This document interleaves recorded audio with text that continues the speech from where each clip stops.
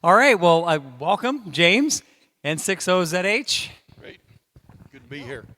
All righty. Good to be here with you tonight. This has been a long time coming. Obviously, the Loma Prieta Earthquake was a long time ago, and I've been wanting to put together a little presentation about that night and what happened and how ham radio fit into that. And before I get into that, I want to point to the box over there. That was a Silent Key, family of Silent Key put that up for sale, and they kind of knew what it was, but they really didn't know what it was. The gentleman who built that, designed it and built it, built like a rock, was a member of the search and rescue over in El Dorado County. They attempted to get a hold of those folks, and nobody had ever answered the phone or an email, and so they just put it up for sale. I snagged it up immediately. That's one heck of an expensive box, and I got it for a pretty good price. And I just wanted to let the club know that that is available to Aries. It's available to W6EK as a command post box. Got a UHF, VHF rig in there, an ICOM 7200 in there, switching power supply, an auto tuner, and a manual tuner in there. 2 battery boxes and monitoring devices and power supply. You can go over and take a look at it after the meeting. It's quite a nice setup, and that is available to the club to use wherever they need it. Either I can drop it off or somebody can come by and pick it up. There's a 25, 30-foot telescopic tower goes with it, dipoles, and all sorts of stuff, all sorts of goodies that the guy put together. So I want to introduce that to you tonight and let you know that's available. I have a couple projects in mind for it, or I'd just donate it. Anyway, Loma Prieta, I've been a ham since I was probably 16 years old. So I've had a few years in there and been through a lot of interesting scenarios over the years through public safety. I retired out of the highway patrol. Well, they retired me out with some heart problems after about 30 years in law enforcement, another few years in fire, CDF, Division of Forestry, and Citrus Heights Fire.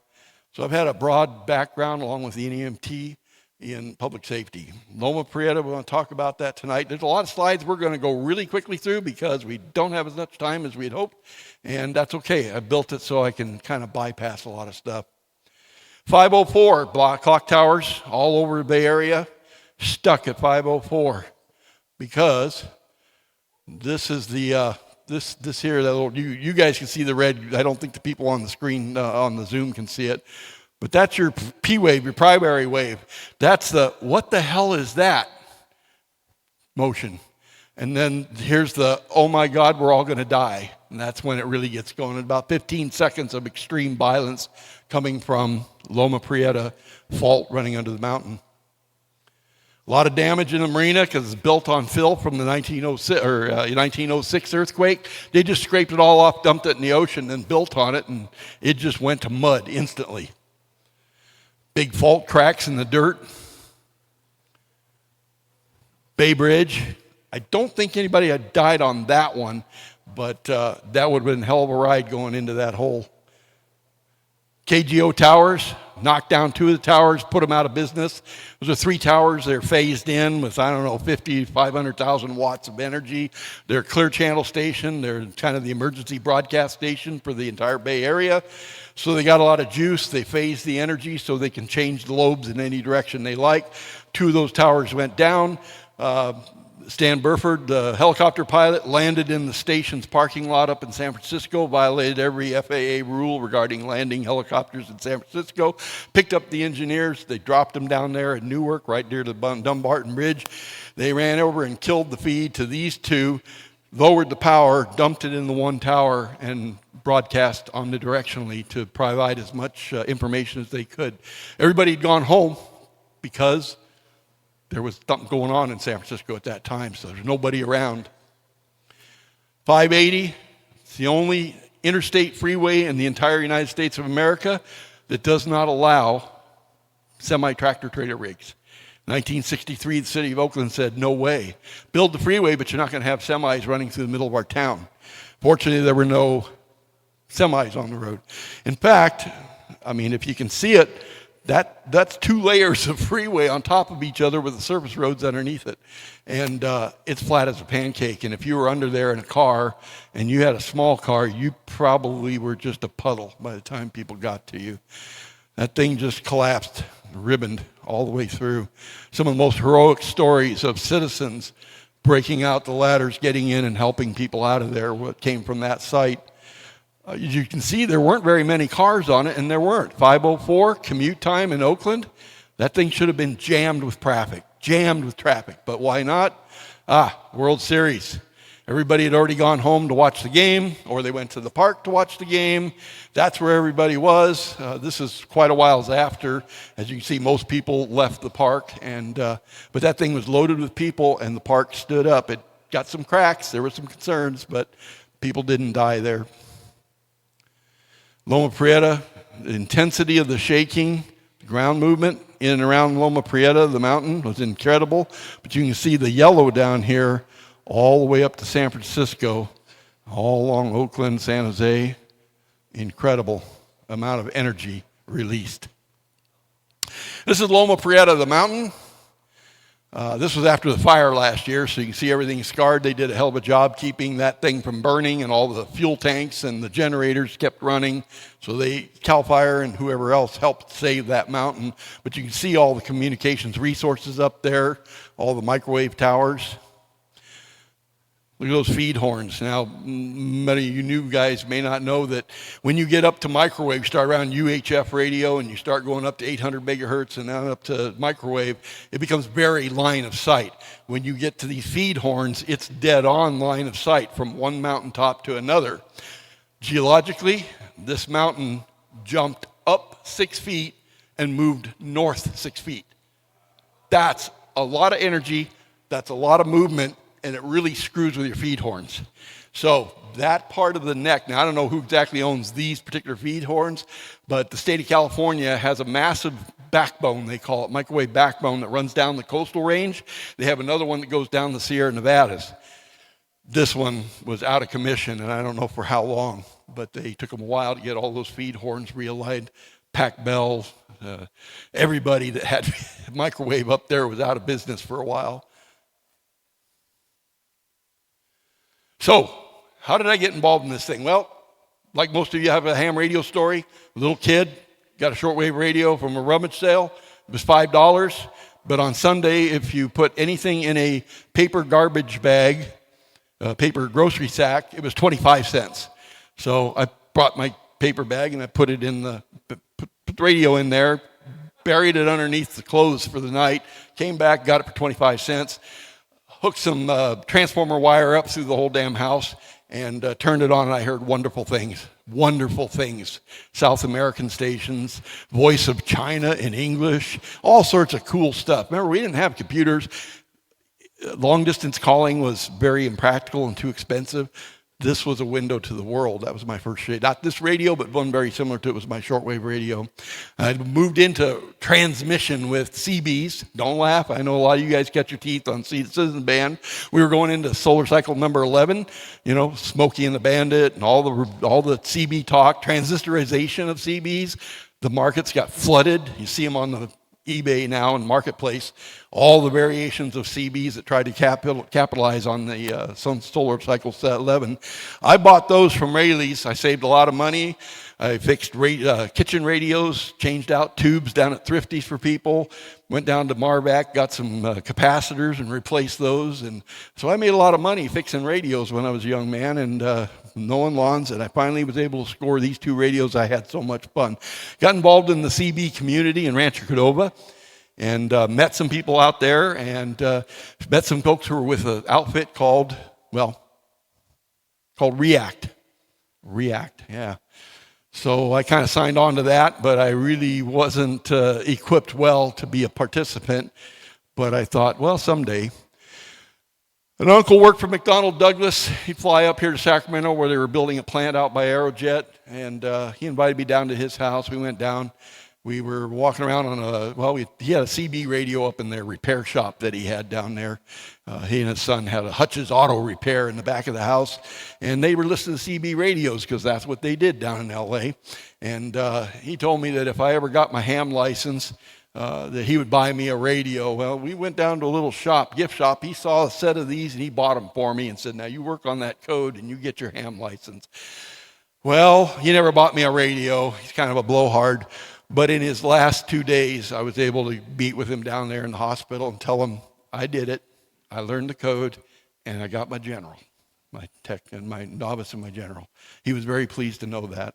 But he was one of those people that just stopped at the right time and supported that thing. So we figured, okay, one of the days they're going to drop a nuclear bomb on us and we're all going to save the world with our CB radios. And then that happened. Yeah, Saturday, April 28th, 1973. I was in bed. It was Saturday morning. I jolted. I didn't know why I jolted, clear out in Rancho Cordova, but I knew something was up. And my dad called. He was a state police officer assigned to a state project out in Folsom. He calls the house, says, "Hey, Jim, if you're part of that group, they're calling for all resources to meet at a staging area down in the Antelope area." And so I jumped in my car with my 3-channel CB and my scanner, with a 2-channel scanner, Sacramento County Sheriff's on it. And I headed down there to it was some kind of a ice cream parlor down there on Auburn Boulevard. And sure enough, there was guys with the big REACT sign. I went in there, they handed me some papers, and they said, you go right there, Auburn and Antelope Road. And he said, nobody should be going down Antelope. It's closed. 80's closed. You go down there and you tell people, don't go that way. It's dangerous unless they're a resident or public safety. And then they decided Rush Park was where they're going to mobilize all the resources coming from all over California. I got a front row seat standing in the middle of that intersection holding a flare, and the National Guard, sheriff's departments, fire departments from all over Central California came through that intersection to Rush Park. The adrenaline flow, the commitment to disaster emergency, that's where it started there. This is freaking cool. I didn't know we had the capacity to pull this kind of stuff together. That's my first shack. My mom took a picture. About 2 seconds later, I'm on the floor, the chair's on the floor. When that flash went off, I thought my radios had blown up. An old national HRO my uncle gave me. I've actually built my little Q multiplier. At this point, I didn't have a transmitter. But look at the little blue box. I was copying code, getting better and better, trying to work towards that general. And there's the little blue box. The little blue box is sitting over on the table over there. Vernon Dwelly, high school, Cordova Senior High. He invited the class to take the novice test. He worked with us, gave us a little book, and worked with us every day and worked with code after class. And out of the 20, 2 of us made it. The 2 of us were myself and a friend, and we used those little blue boxes with a piece of wire over the other side of the fence. So he was on one side, I was on the other side, and we were doing code. Tone was awful. It's a buzzer, not a tone, RST. Tone was awful. Anyway, that was my little shack there with the world. I was stuck. 1972, I joined with a guy named Art Hartman. He was my Elmer out of Rancho Cordova. He told me about the Sacramento Amateur Radio Club, and I think I'm like 15 or 16. I joined the Sacramento Amateur Radio Club. He takes me down there every month. I got suckered into doing snacks, so we'd stop by the store, pick up some kind of a drink and cookies and Dixie cups, and then I'd go to the meetings. And then they started talking about field day, and I said, oh, good, this was going to be cool. We're going to camp out in the weeds and do radio all day long, all night long. It's 1972, 51 years ago, and they had picked Bass Lake is where the site was. So we went up to Bass Lake and set up tents and radios, and another young guy and I were in charge of keeping the eye on the generator, make sure the gas didn't get too low. And they had us lugging batteries out of cars over to stack the batteries up and parallel the batteries up with jumper cables so that they could run what equipment would run off of 12-volt batteries. And that's for points. As you may know, field day, you get points for run off of batteries. You get points for generator. You get points for solar. Now you get points for I don't know what, but a lot of cool stuff that we have.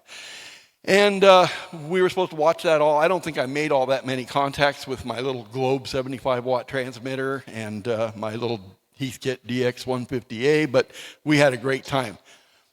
9 o'clock next morning, my dad shows up. He shows up out there and says, you got to go home. And I said, why? He says, well, you put in an application for California Division of Forestry, and you got picked up, and you have to be there Monday morning, and we got to buy you some clothes. uniforms and all that. So Sunday morning, he picks me up. We pack up my stuff, go home. We go down to McDonald's in Rancho Cordova, and we buy all the khakis and the green pants and whatever. He packs me up Monday morning at 4 o'clock in the morning. We drive down to Mariposa headquarters in Mariposa, California. That's where I was stationed, and I ended up doing 2 summer seasons there as a Class D firefighter. Cute, isn't it? Cute. Yeah. To this day, I don't have the long one sleeves, but I still wear those shirts. I have a whole closet full of those sticky shirts with the 2 pockets on it because I got my near glasses and I got my fur glasses. So I got 2 pockets and they have buttons on them so I can keep the glasses in. Anyway, I still wear those shorts today. I love those shirts. Right from there, at the end of the second season, we went down and fought a fire. Forest Service sat up on the road. I don't want to criticize Forest Service, nice guys, but they sat up on the road while we all took off with CAL FIRE down the side of a hill, put the fire out, and it was all poison oak. Every one of us came down systemic shots, had to go home and be monitored. And while we were home, they ended fire season because the rain came. Jeez, it was over. So now I'm out of a job. I'm out of school, 1973, graduated. And so now what do? Well, I heard about Citrus Heights Fire Department before it became part of Sacramento County. They had a resident fireman's program. You lived at the fire station. And so that's what I did. I went down and applied. All the chiefs were in a huddle down at the main station. And I walked in, and the gal took me over, had me fill out an application. Took it over to the chief. He looked at it and he said, well, I don't have anything right now, young man. He said, but you come back in a few weeks and check with me. We always got guys that are bailing out. I came back in a couple of weeks. The same crew was in there. He says, oh, yeah. Hey, didn't Jerry lose a guy down at Station 8? Yeah, you go down to Station 8. Tell Jerry you're one of us. Get him to outfit you. And that night was drill. So we did drill. And they had an interesting program for training. It was ongoing until finally you had to take a truck out of the station, go around the station, park the truck, hook it up to water, to a hydrant, and then take the ladder up, ladder the building properly, drag a hose up to the building, squirt water on top of the roof of the building. If you could do that all by yourself, then you were a fireman. You were in. That was how they did it back then. Anyway, I ended up at Station 3. Started out at Station 8, little house out in Citrus Heights at Hickory and Blythe. Ended up at Station 3, and then I went and got married.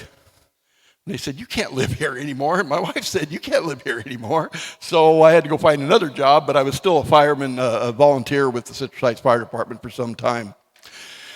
Ended up in Tule Lake, California. Doing a lot of ride-along, helping out with the police department. Had my EMT license, so I'd run out on EMT stuff. Well, I went away. Worked for the California State Police, San Francisco, hated San Francisco. Loved the job, hated San Francisco. This job came open. I went right back to Tule Lake. I spent about 4 years as a patrol officer in a little tiny town in a rural agricultural community. Loved it. It was great. All right, that was my car.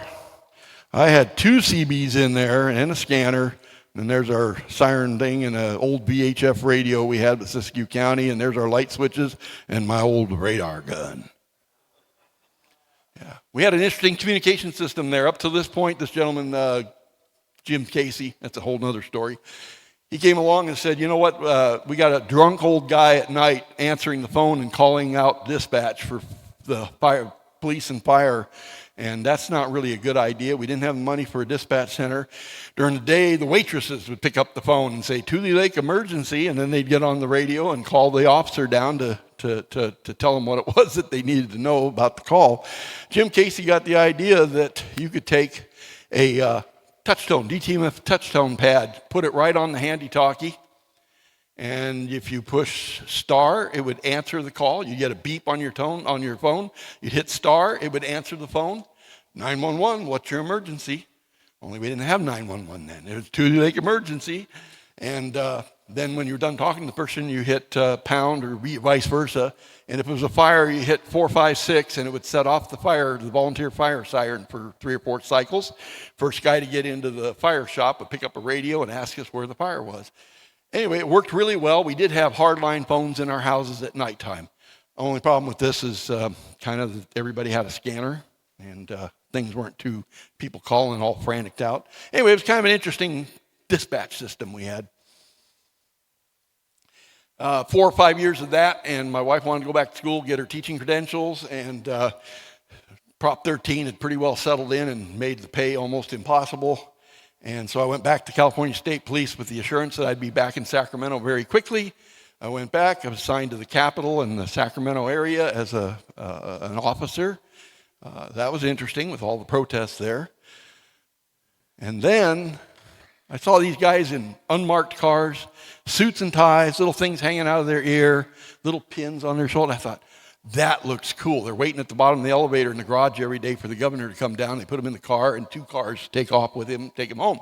I thought, that sounded kind of cool.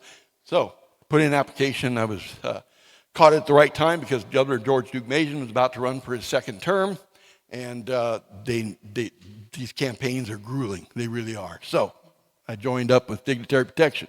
So a lot of these things that I did all kind of came together with Loma Prieta.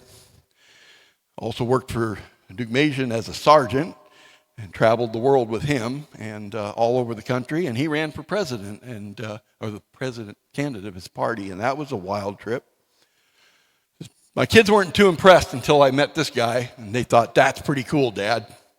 Mickey Mouse. So on May 2nd, now these dates are critical. May 2nd, 1989, I get the transfer to headquarters, to telecommunications division, which is basically me, one person, and a telecom analyst. And he dealt with telephones, I dealt with radios, but we did a mind meld and conveyed a lot of information to each other. I didn't know why I got sucked in there. It had something to do with my car out in the parking lot, had antennas all over it. And I pulled off a few minor miracles out on the road, fixing radio microphones that fell apart out there while we were on the travels, and that word got around, and the brand new chief, Dwayne Lowe, sheriff of Sacramento County, became chief of state police. He was looking for somebody who could spell radio, because the guy that was in there before couldn't spell radio. So I got sucked into something I had no idea what I was getting into. California State Police system, I was very familiar with it because as a dignitary protection agent, we traveled the entire state doing dignitary protection all over, so I knew the radio system pretty well, and I also knew some of its shortcomings. Primarily, it was a mobile radio system instituted back when Reagan had lost his first term attempt. Secret Service advised, you guys need something better than fish and game radios, Department of Water Resources. We had a whole hodgepodge of radios. So Telecom Division was commissioned to build a radio system, a UHF radio system. So these are mountaintop repeaters, which work really great when you're dealing with a 50 watt mobile radio. But with handy talkies inside the basement of the Capitol, you can't talk to anybody. So that was the biggest complaint Chief Dwayne Lowe had. He had me look into it. And I came up with the right answer. That's a story for another day. And he got behind me. Again, we're back to 504 that day. We had just cut over a brand new telecommunications console system in the basement of the Spring Street in Los Angeles. All new consoles. We took a dispatcher down there, showed the lady, the dispatchers how to use the new console. I had just flown back into Sacramento. I laid down on my bed in my bedroom at 5 o'clock, turned on KCRA, and they said, I think we're having an earthquake. And knowing something about telephone tie lines and what the telephone company does, they take all the phone lines going into a city and they turn them around and make them all coming out of a disaster area. So you have very little chance after those first few minutes to get a call into an affected area. So those people can call out is why. So I called our dispatch center and I asked, are you guys okay? And they said, I think so. We're underneath the console and the plaster's falling out of the building in San Francisco, 350 McAllister, a very old building. I said, well, hang on, I'll get back to you. And of course, I couldn't get back to him. So it obviously, from the television reports, this was bad, this was big, this is ugly, and I can't get a hold of my dispatch center there. So I jump in my car, an S10, little Chevy S10, because I got radios in there. My state car had a state police UHF radio in it, and that was it. So I got on my S10 because I've got HF, I've got a Yaesu memorizer, I've got scanners, and back here I installed a state police UHF radio in my own personal car. So I had all the best of both worlds in that car. I blitzed over there, and on the way over, I can't talk to the command over there, but I could talk to the Diablo mountain repeater club, radio club, who was set up at an EOC over in Santa Clara County somewhere there. And they informed me that they called my dispatch and said, yeah, the radios are down, they're okay, but get here, help. And so I used the memorizer. I talked to them on 146.52 through a remote link they had up there, and they advised me the Bay Bridge was down. Golden Gate was reported down, which was wrong. It wasn't. And they told me that the Dumbarton had just been cleared by Caltrans. Use the Dumbarton. That got me over 280 up to San Francisco in pitch black. It was like, this is weird. This is really weird. I used to patrol San Francisco, and it was weird seeing no lights up down the Central Peninsula there. 350 McAllister, the backside, it's a big, big state building. 350 the McAllister, the front side, some resourceful young man had taken his squad car and drove it carefully up onto those steps and parked it right there. They had a dispatcher inside there. They had a dispatcher inside the dispatch center that only had phones working, Centrex phones, and a runner back and forth between inside and outside. Pretty clever. I got there and they said, no console, nothing. It's lit up. We got emergency generator power. It's good, but there's no radio. Nothing coming out of it. Well, those are the consoles. That's the telephone they had underneath and were underneath the console when the building was falling down around them. So where's the radio vault? The remote radio vault is up there. Look at that. That's the vibrations in the basement. That's the energy shaking the 29th through the 21st floor. That's the energy shaking the 49th floor.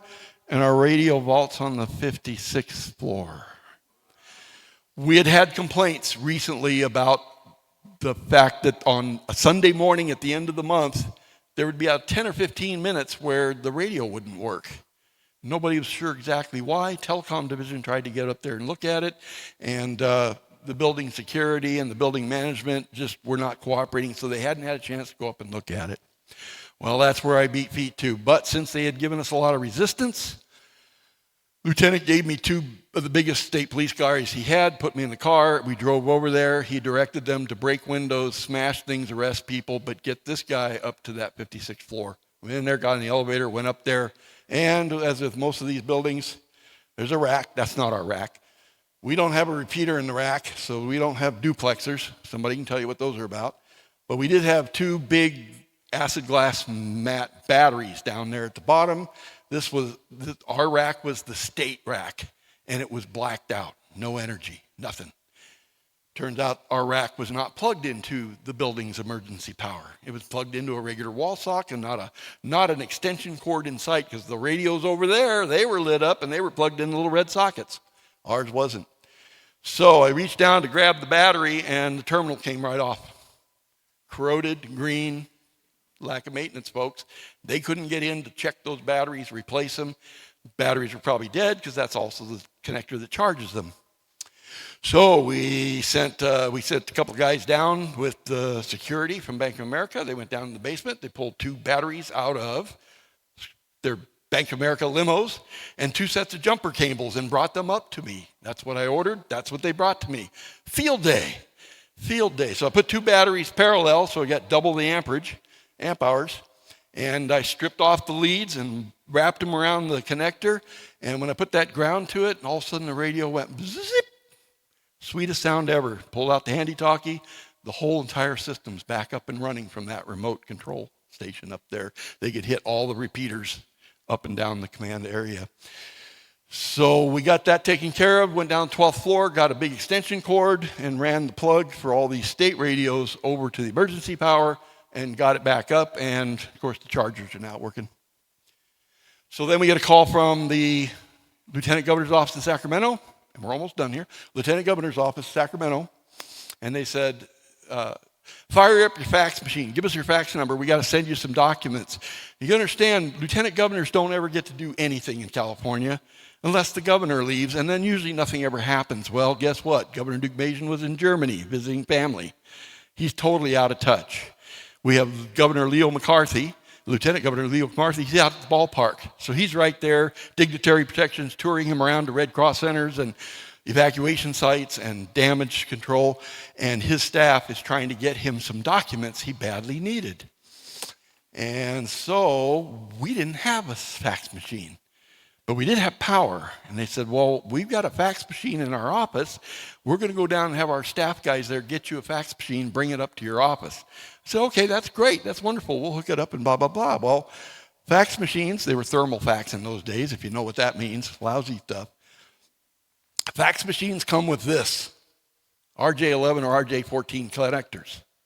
And it plugs into a wall socket that looks like that. It's pretty familiar to you in your house.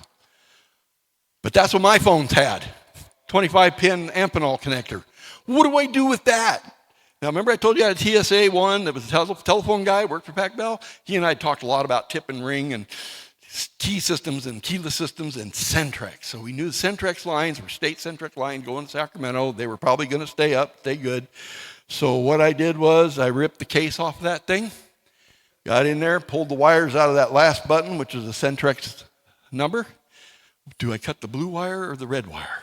I couldn't remember. I cut them both, stripped them off, cut the end off the RJ11, picked two wires, put them together, took some tape, cellophane tape off the roll on the desk, wrapped them up, fired the fax machine up. It lit up like a light bulb, dialed the number, sent the Lieutenant Governor's office a fax on thermal paper. I still have it. It's really faded. But it went through. It went okay, and they said, stand by for return fax. So I standing by for a fax. And this is what came through. Put my specs on here. And then I knew we were really into something big here, and I knew this was going to be historical, and so here's go. The first fax came through, says, I won't read it all, proclamation of a state of emergency. It says, I, Leo McCarthy, governor of the state of California, because he was governor, find that conditions of extreme peril to the safety and persons of the property exist within the city, county of San Francisco, counties of Alameda, blah, blah, blah. So he declared a state of emergency, but guess what? It had to be signed. You see it signed now, but it had to be signed. And there was more to it than that. A few seconds later, here comes another one. To the president of at the White House, Washington, D.C., dear Mr. President, and requesting a national declaration of emergency. They already knew this was going to be big. So now he's got to sign both of those documents. We assigned a sergeant, take him down to North Beach in front, where the dignitary protection people told us he was holed up looking at damage, talking to the press. Put the documents on the car. He signs them. The sergeant brings them back to me, and I said, so I called the lieutenant, you want me to send these back to you by fax? And they said, no, that's not how it works. You got to get these here as quickly as you possibly can. They have to be in the lieutenant governor's office where the assistant secretary of state is sitting with the 150-year-old state seal of California and the logbook until, and it says right in there, until it's stamped with the state seal, logged into the Secretary of State's book of official documents, it's worthless paper. So that sergeant and I got in a squad car. It was code 3, up across the Golden Gate, across the Richmond Bridge, record time to the steps of the state capitol. We ran into the state capitol right past our dispatch center. I said, these are important. Took a little left, went in, put them on the fax machine, or photocopier in our office. These are the original photocopies I made. Took the thermal fax paper around, handed them to the Lieutenant Governor's office. Secretary of State signed them, book, we're out. We head back to San Francisco, and about halfway back we realized, oh my gosh, there's no food there. There's no food. We stopped at a Safeway in Fairfield. Big secret, Safeway. We pulled in there, I grabbed a cart, he grabbed a cart, we checked our bank account, see how much money we had in our pockets. We went and started loading up with water. Fruit drinks, and peanut butter and jelly. I mean, my kids eat that stuff, so it's got to be okay, right? So we just loaded the carts up with peanut butter and jelly, cleaned the shelves off, put a bunch of bread in there. Manager comes out and says, what are you doing? And we said, we're stuck in San Francisco. We're on our way back. There's no food. There won't be any food for a few days. And she said, let me get a cart. She grabbed a cart. She ran around, picked up a bunch of stuff, put it in 2 more carts, and we rolled them right past the ticket counter and went right on outside, loaded our car, filled that thing up with food, and we screamed back to San Francisco. I won't fill you in beyond that because we're out of time, but it gets really cool after that. And a year later, just about a year later, when the after-action report's done, every agency does an after-action report about that big, documents everything going on that happened. And in there, my story was listed in there, what happened and what I did. That was submitted by my chief to the Department of General Services, and they gave me a nice commendation, the Sustained Superior Achievement Award, and like $250 in cash. Went to Disneyland with it. And so the question came up constantly, well, how did you know to do that? Amateur radio. And there was a big fight the other day on one of the sites about how come the ARRL doesn't talk about the purpose of amateur radio. And there was a lot of debate that, well, yes, it does, blah, blah, blah. But when I got that little Q&A book from Dern and Dwelly, the first question is, what's the purpose of amateur radio? Said it very clear in there. Back in those days, it wasn't unclear. To build a pool of technically aware, or pool of citizens technically capable and available to restore or repair or replace communications when the government is unable to do so. That's what it said. And that's what happened. That's how ham radio, all the things I experienced, we pulled some little miracles off there and made it work. And that's not to disparage telecom division. They did call our dispatch center and they asked her, are you guys okay? And the dispatcher said, yeah, we're okay. Well, you're talking to a techie nerd. He didn't care about you. He's talking about the radio equipment. And they missed that opportunity for telecom division. Once they got committed, they were out of there, and there was no way they were going to be back to help us out. So that's my story. I'm sticking to it. Yeah. Nice story. Thank you.